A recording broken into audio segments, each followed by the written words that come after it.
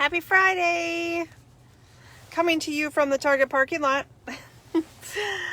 All right, I want to have a heart-to-heart about having babies, about fertility, in whatever definition fertility means for you in the medical world and so on and so forth. If you're watching this and you know of somebody struggling to have a baby, struggling in whatever way that is, physical, emotional, mental, spiritual, all the things, if you can pass this on, it would make my heart way happy. So, of course, if I could write a list of all the things people come and get adjusted for, or I love to work with, I would have like 25 of them, but fertility is one of them. Girl problems, girl struggles, reproductive, all of it. Hormonal, everything. But I want to talk about fertility in a different way, because there isn't anyone that is going through the process that isn't struggling in a different way than they maybe thought. So more anxiety, and just keep in mind, this is what I see. So it's not right or wrong. It's not good or bad. It may be too honest for some people, but this is just what I see. So more anxiety, more depression, less super, like, there we go. I see this glowing person on the opposite side when I put my phone a certain way. Less interest in having sex because it needs to be at a certain time, in a certain way, in a certain whatever.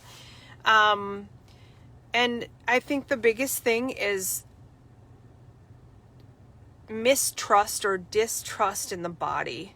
And for some, even deeper, in God, in a higher power, in what that looks like for their future. If they were designed to be created as a woman, they don't understand why they're not given a baby.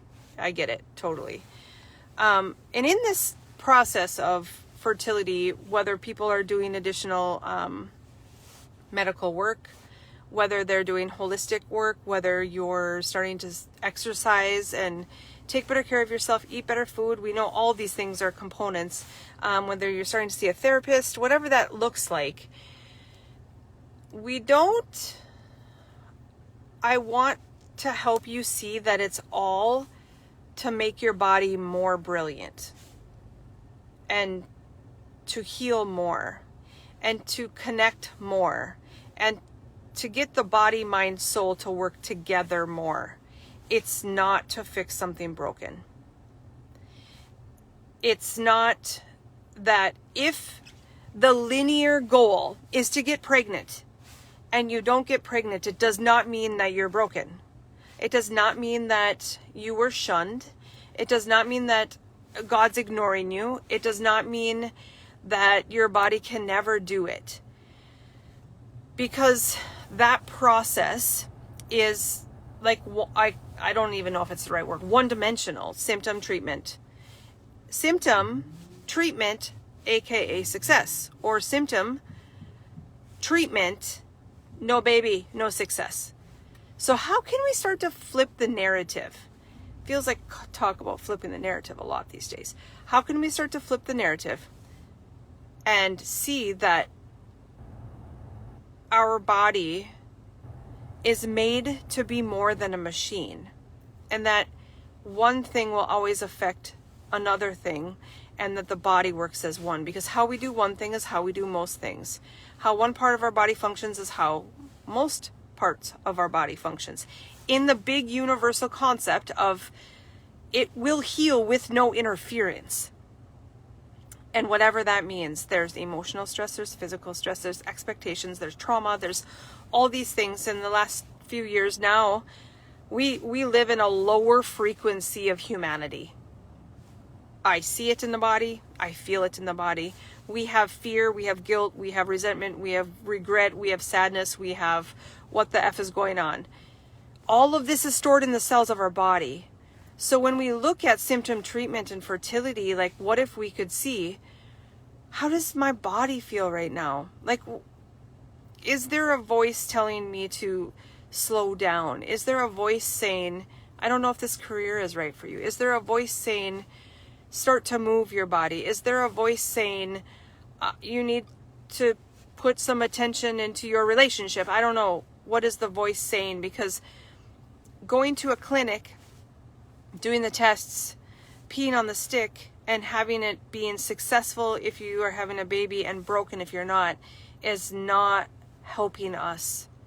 Because there are so many other dimensions of health, and there's so many other dimensions of life that we're missing in the whole conversation.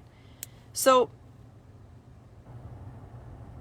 when we don't know what our body is telling us, we are missing the vehicle to heal. When we are working from our mind and working for the how to, when to, why to, we will not succeed, because the body is the vehicle. And in order for soul whispers to happen, God whispers to happen, nudges, tap, tap, taps, in order for those to happen, we need to feel what's going on in our body. And when we're numb, or when we feel like we're broken, or when we're so tired, and our mind is like, keep going, we don't hear the whispers. We don't hear the messages. We don't hear the taps. We don't hear the nudges. And without that, we do not heal. So, I know this could be maybe the first time you heard me talk like this. This is how I see the body with anybody on my table.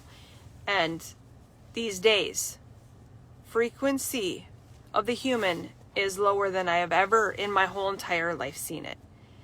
So if we know that to be true, we get to decide how we can increase it, how we can regulate nervous system better, how can we, whatever we need to do to increase the frequency and the polarity so that the polarity isn't crushing us. If we believe that our body's brilliant, our mind is brilliant, God's mission is brilliant, your mission is brilliant, the messages that your spiritual people tell you, if we know it's brilliant and we keep our body as the vehicle and we know that our mind can always get us there, it's not so much about fertility as it is about life. How can we start to live a life that is aligned with who you are and who you want to be? So, I hope this helps. If anyone is struggling with any health things, or, whether it's fertility or not, I think this is a message that we aren't hearing enough. Like, your body has the ability to do and be amazing. Amazing! It just needs no interference.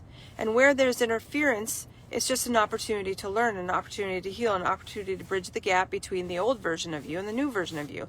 And if you don't have an old version of you, then we're not growing because we're scared, or whatever emotional component, physical component, spiritual component is interfering. So, healing and growth and evolution is necessary. It isn't about succeeding at peeing on a stick and having it be positive, that then you know that your body is doing the right thing. It's knowing that your body can do the right thing far before the result of peeing on the stick for a positive pregnancy test, or eliminating a diagnosis, or anxiety, or depression, or whatever the things that we're really struggling with right now. I say anxiety and depression a lot because that's what I see a lot.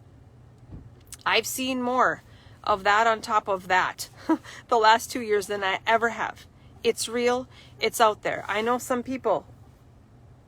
I know I can be real just about like too much, but I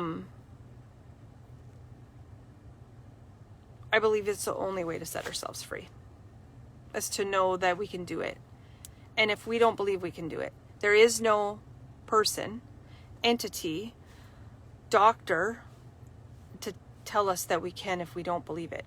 So let's walk with the belief that our body is a miracle. And now we get to work on, okay, so what's interfering between who I am now and who I want to be?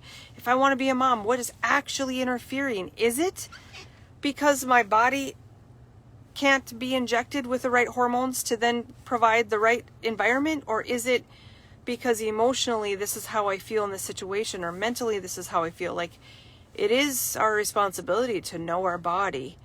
And if we don't know our body, we're not able to hear the whispers. And if we're not able to hear the whispers, there's nothing that can say, keep going, adrenaline, that will get us the success that we want. So, happy Friday. Bye.